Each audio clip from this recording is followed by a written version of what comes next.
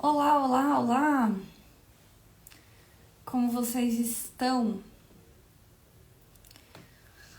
Muito bem, muito bem. Muito bem, eu não tô conseguindo deixar-me reta aqui. Vamos ver se fica. Muito legal! Hoje eu vou falar sobre o que é pecado, o que não é pecado, né? Isso foi um questionamento que eu recebi de uma usuária. E aí eu resolvi então aqui vir partilhar. Então vamos começar, né, falando, porque esse assunto é um assunto que vai aí dias e dias falando. Então é um assunto muito, muito extenso, mas vou tentar aqui resumir. Começo de tudo, a relação sexual ali do casal, a relação sexual em si, ela é uma coisa boa. Já falei aqui algumas vezes, né? É bom, o sexo é bom, Deus que fez. Se ele fez, é porque é uma coisa boa. Aliás, é através dela, né, que uma vida pode ser gerada. Então, por isso que é algo bom. Deus sonhou com isso, né? Deus fez tudo bonitinho. É um presente para nós termos prazer na relação sexual. Então, isso tudo legal, isso é tudo muito bom.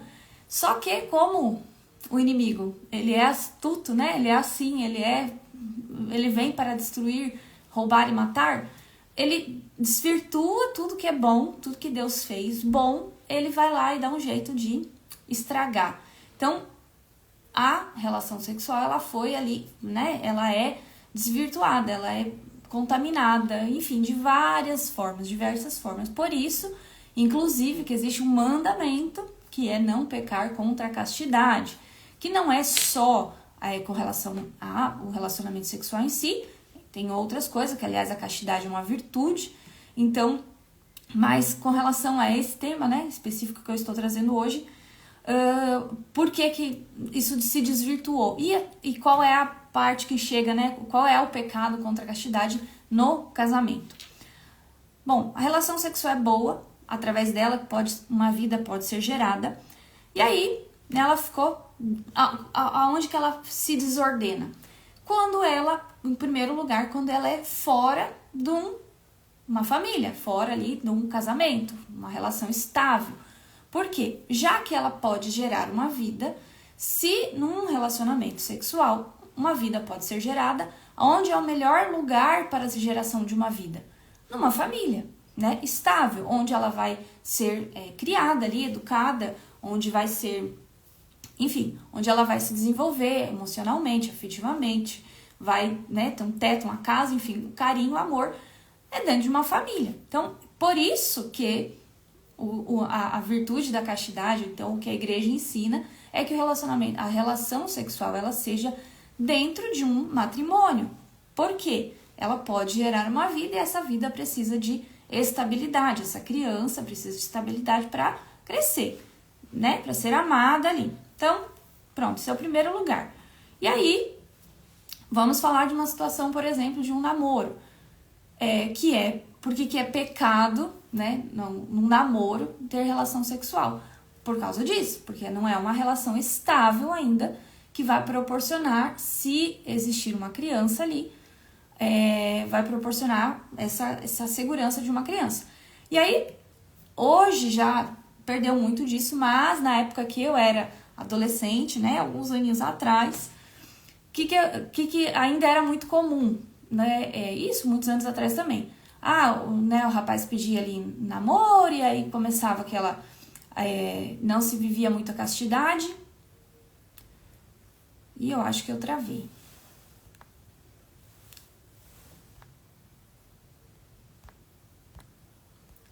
Eu acho que agora eu voltei. Não se vivia muito a castidade e aí pronto. A menina ainda demorava ali um tempo pra eles terem relação sexual, mas aí chegava um ponto que ela acabava cedendo e eles acabavam tendo relações. O que acontecia? Muitas vezes, depois que o rapaz conseguia ali o prêmio, ele pulava fora, largava a menina. Por quê?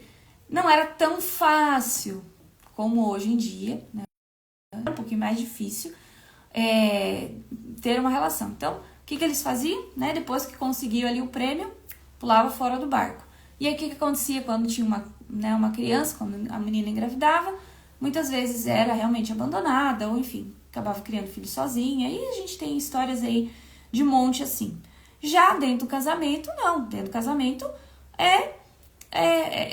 como eu falei, né? Uma criança vai ser ali gerada geralmente, né? Com amor e carinho.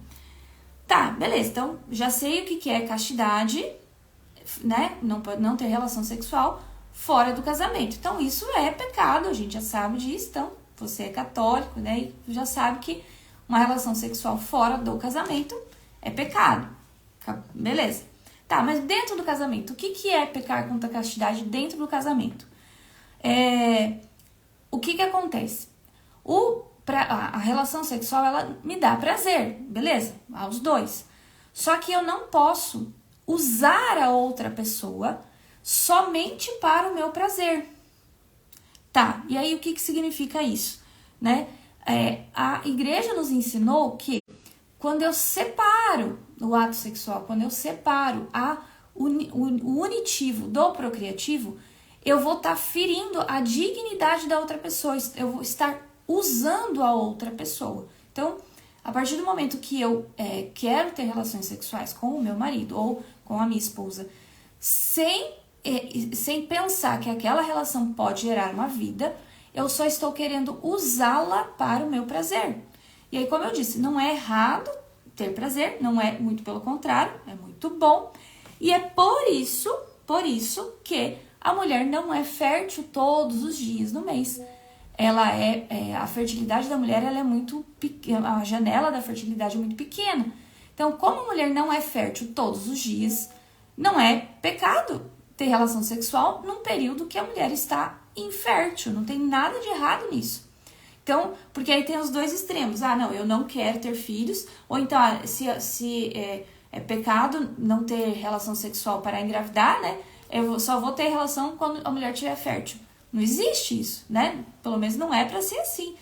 É um relacionamento ali, né? Um casal, eles têm que ter um relacionamento saudável e ter um número, né? Uma frequência boa de relações. Por quê? Porque a relação sexual, ela une o casal. Essa é a dimensão unitiva da relação. Ela é para unir. E aí, quando eu separo o unitivo do procriativo, eu estou usando a outra pessoa.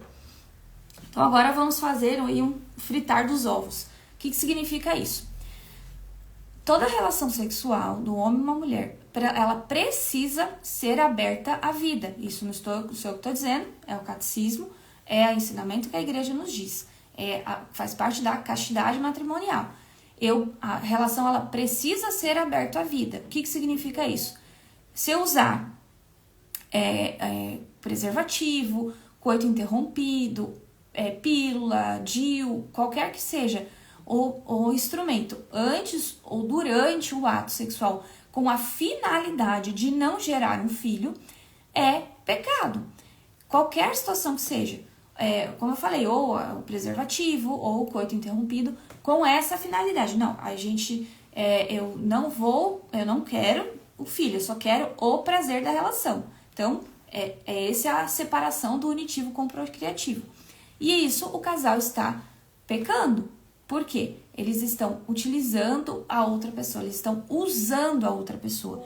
E isso, se você a gente não para pra pensar nisso, eu não tô fazendo nada de errado, por quê? Porque meu marido, não tem nada a ver isso e tal.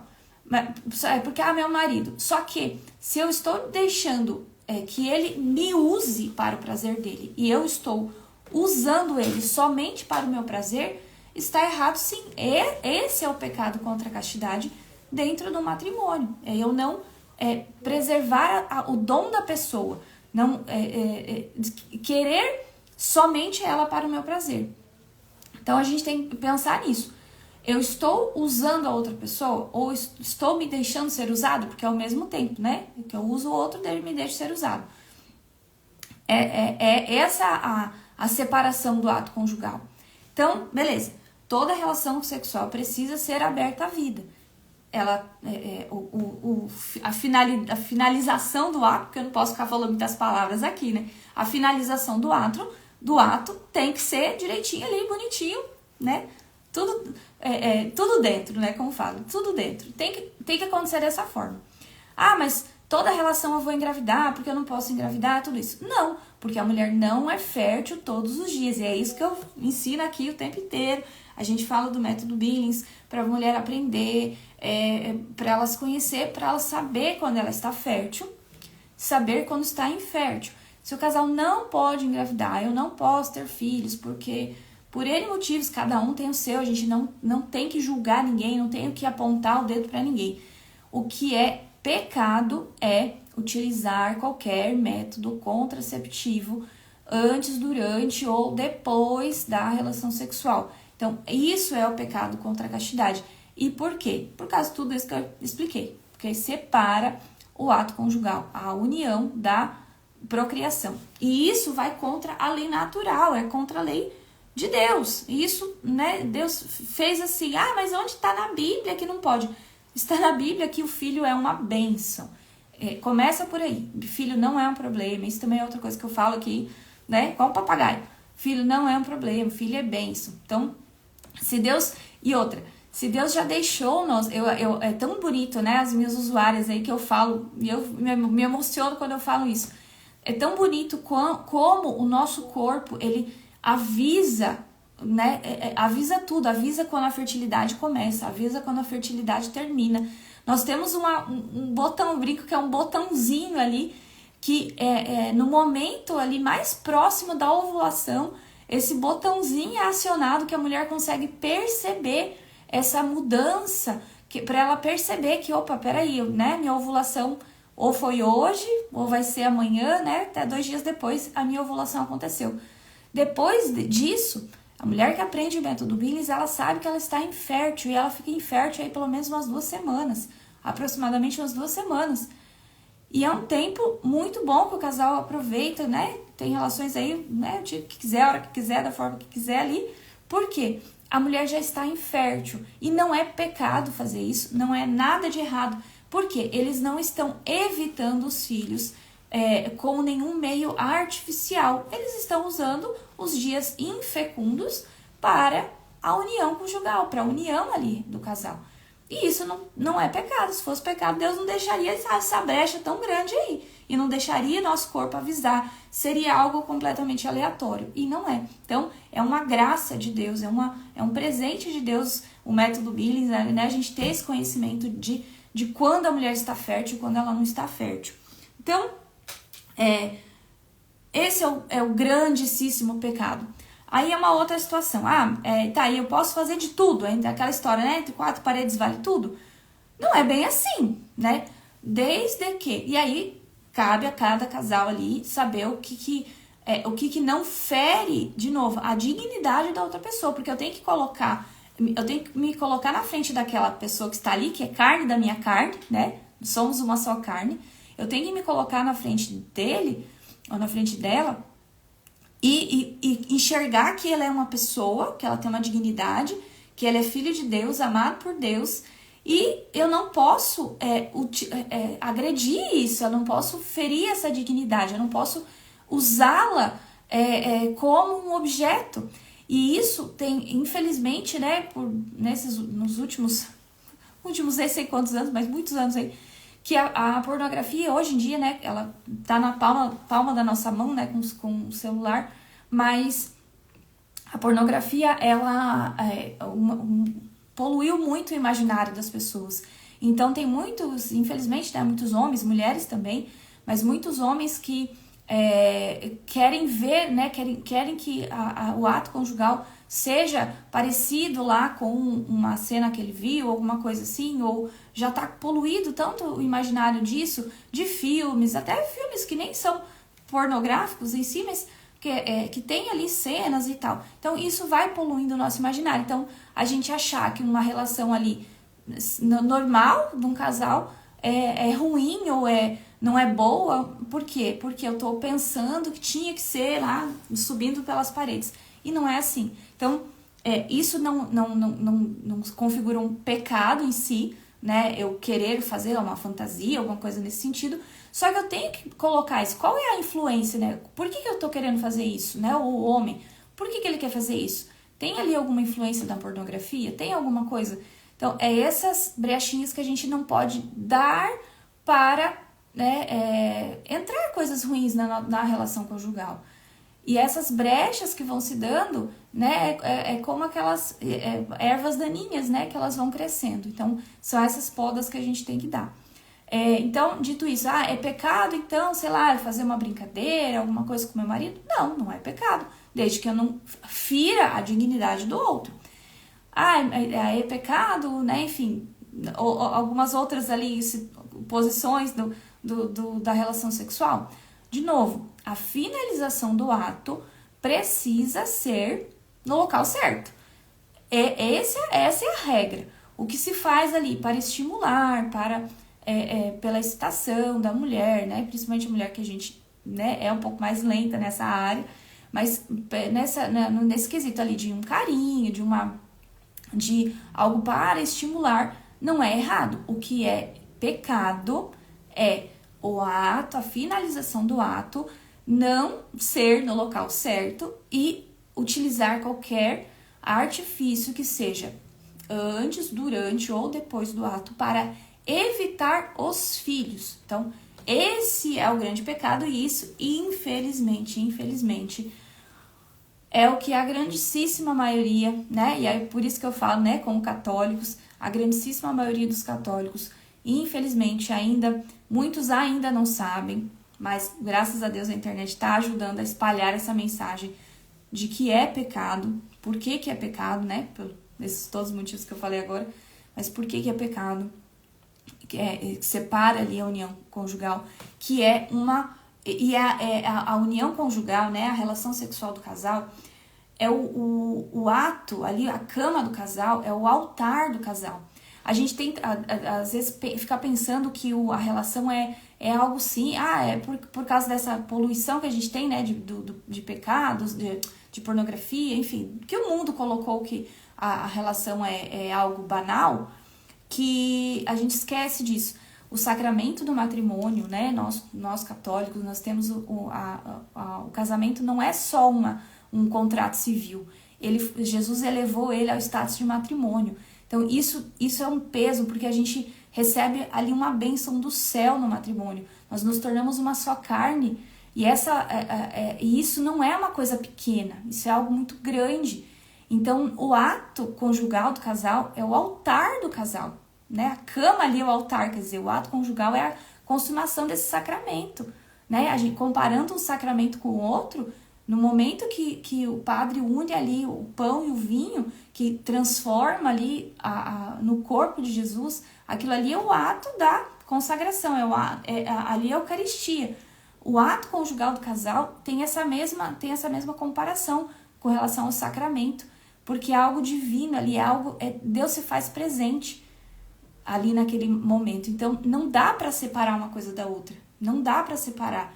Porque o que é mais importante para Deus é a minha vida, a sua vida. É uma vida. Então, se é algo que pode gerar uma vida, isso não é uma coisa pequena, né? Nós temos que começar a pensar isso, pensar maior. O ato conjugal, ele é abençoado. Deus quer isso, porque Ele conta conosco para gerar vidas. Né? Não existe criar uma vida, a não ser a única vida que foi criada foi Jesus Cristo, que veio pela ação do Espírito Santo na Virgem Maria. Mas fora isso, Deus precisa de nós. Nós somos co-criadores com Ele. Então, isso não é uma coisa pequena. Isso é algo gigante pensar nisso. Certo? Então, basicamente, né, o que a gente precisa gravar é isso. Eu estou pecando quando eu não quero, eu quero utilizar algo para impedir os filhos de serem gerados, se for o momento, se for a hora certa. E aí uma outra questão só com essa questão do unitivo, porque quando eu não quero, quando, por exemplo, o casal utiliza preservativo, né, um exemplo mais clássico ali. eles não se unem de verdade, né? Como eu falei, eu só utilizo o outro para o meu prazer, mas eles não se unem de verdade, porque tem algo no meio deles. Então, o que eu falo com isso, né? Com o meu corpo? Eu digo que eu não quero entregar tudo para a outra pessoa e também não quero tudo dela. Porque eu não quero, se vir um filho seu, eu não quero. E eu falo com o meu corpo a mesma coisa. Não, eu não quero te dar um filho. E isso num casal, né, num matrimônio, isso é muito grave, né? Falar isso, né? De que eu não quero te dar um filho, eu não quero um filho seu. Se for o momento certo, porque aí, né, isso aí entra outro assunto, que senão vai ficar muito extenso aqui o vídeo, mas o que a gente precisa gravar é isso.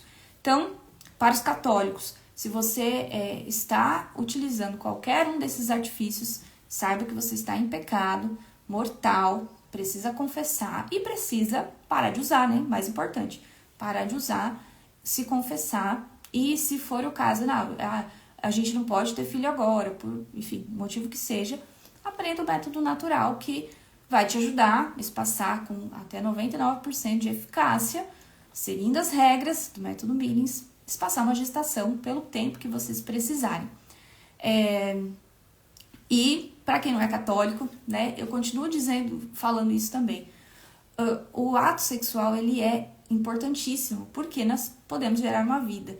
Então, fica aí a reflexão, né, o pensamento, porque isso é um dom de Deus, é um presente, enfim. E é tudo de bom, né, como eu falei. Senão a gente não teria prazer, senão seria ruim, senão seríamos como animais, né, que só procria ali quando né, a pessoa tá no cio e, né, nós não somos assim, nossa dignidade é muito maior, né? Nós somos imagem e semelhança de Deus. Ok? Muito obrigada por ficarem até o final comigo e até a próxima. Mandem aqui mensagem, comentários, mandem vídeo e se tiverem alguma dúvida também, manda aqui embaixo que eu vou adorar responder. Um beijo, até a próxima.